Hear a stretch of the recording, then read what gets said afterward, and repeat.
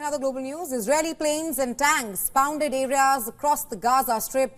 As per residents, the strikes comes as White House National Security Advisor Jake Sullivan met with Israeli Prime Minister Benjamin Netanyahu on Sunday.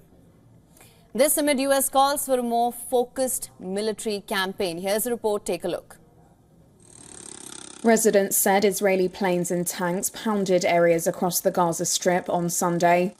Over 24 Palestinians were killed in the enclave, most of them in a strike on a house in Nusayrat in the central Gaza Strip, according to Gaza health officials and Hamas.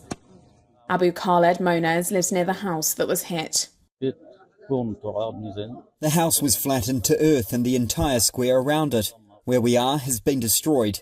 We have martyrs, the entire house with everyone inside. No one survived except a young boy aged 8 or 9 months.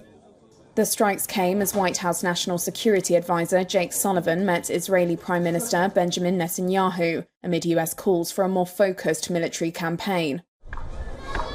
Washington worries for the hundreds of thousands of displaced Palestinians sheltering in the southern Gaza city of Rafah and has cited a need not just to evacuate them, but also to ensure adequate alternative accommodation. Israel has been pushing into the city that it says is the last bastion of Hamas forces. For many, it was one of their few remaining places of refuge. Speaking to Reuters on Friday, Rafah resident Majid Omran said his family had fled and returned to what was left of their home in the southern city of Khan Yunis. Across the Gaza Strip, there is no safety, he said. We took our children, grandchildren and daughters and we came and lived above the rubble of our home, because there is no place to take refuge here.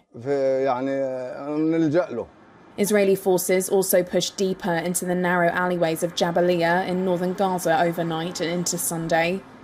The Israeli military has said its operations in Jabalia, the largest of Gaza's 8 historic refugee camps, are precise and meant to stop Hamas from re-establishing its grip there. According to Israeli tallies, the October 7th Hamas assault on Israel that sparked the war killed 1,200 people. More than 35,300 Palestinians have been killed in Israeli strikes since then, according to the enclave's health ministry. Aid agencies have warned of widespread hunger in Gaza and shortages of fuel and medical supplies.